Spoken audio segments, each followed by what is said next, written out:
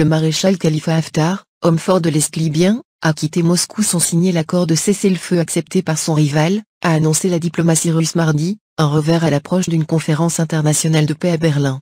Le projet d'accord soutenait une initiative russo-turque pour mettre en place une cessation illimitée des hostilités en Libye, où les forces du gouvernement d'union reconnues par l'ONU (GNA) et celles de Khalifa Haftar s'opposent depuis plus de 9 mois aux portes de Tripoli. Après le départ sans signature du maréchal Haftar de Moscou, le ministre russe des Affaires étrangères Sergueï Lavrov a assuré poursuivre les efforts avec Ankara en vue d'un accord.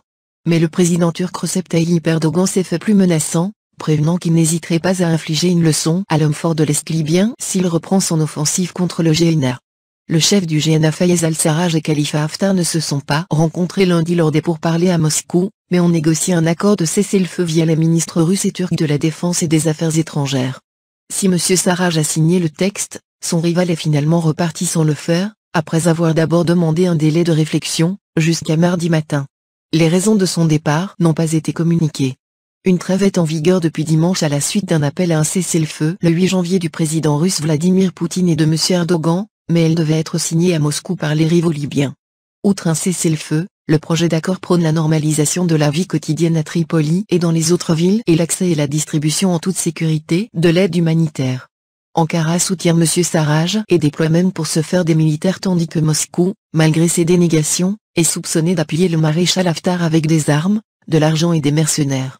Les deux camps, qui n'ont pas annoncé officiellement la rupture du cessez-le-feu, s'accusent mutuellement de violer la trêve. Peu après minuit dimanche, des tirs d'artillerie lourde ont été entendus dans la banlieue sud de la capitale avant qu'un calme relatif revienne.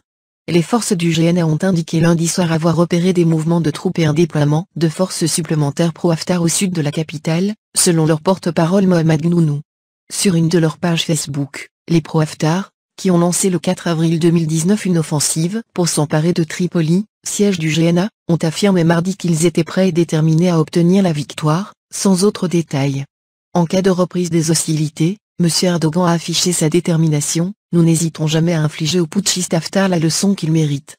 Dans une interview à la chaîne de TV libyenne Libya Al-Ahrar, le président du Conseil d'État libyen, Khaled Al-Mokri, a lui averti, si Haftar refuse de signer, nous allons commencer à attaquer les positions qu'il contrôle. Les efforts russo-turcs sont déployés alors qu'une conférence internationale sur la Libye sous l'égide de l'ONU à Berlin pourrait se tenir le 19 janvier, selon les Allemands. D'après M. Lavrov, l'ensemble de la communauté internationale russe, turque, européen, émiratis, algérien, égyptien et qatari, encourage les parties libyennes à s'entendre au lieu de régler leurs comptes par la voie des armes. Entre l'arrivée sur le terrain libyen de la Turquie, la présence suspectée de mercenaires russes, l'existence d'une multitude de groupes armés, notamment des milices djihadistes, et celle de trafiquants d'armes et de passeurs de migrants, la communauté internationale craint de voir le conflit libyen dégénérer. L'UE redoute en particulier que la Libye ne devienne une seconde Syrie et veut réduire la pression migratoire à ses frontières. Pour Moscou, les Occidentaux sont responsables du conflit en Libye, pays ayant les plus importantes réserves africaines de pétrole, car ils ont soutenu militairement les rebelles qui ont renversé et tué le colonel Mouammar Kadhafi en 2011. Sergueï Lavrov a dénoncé mardi l'aventure criminelle de l'Alliance Atlantique qui a détruit l'État libyen. Fort de ses succès en Syrie, Moscou a accru son influence au Moyen-Orient et souhaite désormais regagner le terrain perdu en Libye, en profitant de l'échec occidental à pacifier le pays depuis 9 ans. Hormis des gains géopolitiques sur ses rivaux et un accès privilégié au pétrole libyen, la Russie espère retrouver ce marché pour ses armes et son blé.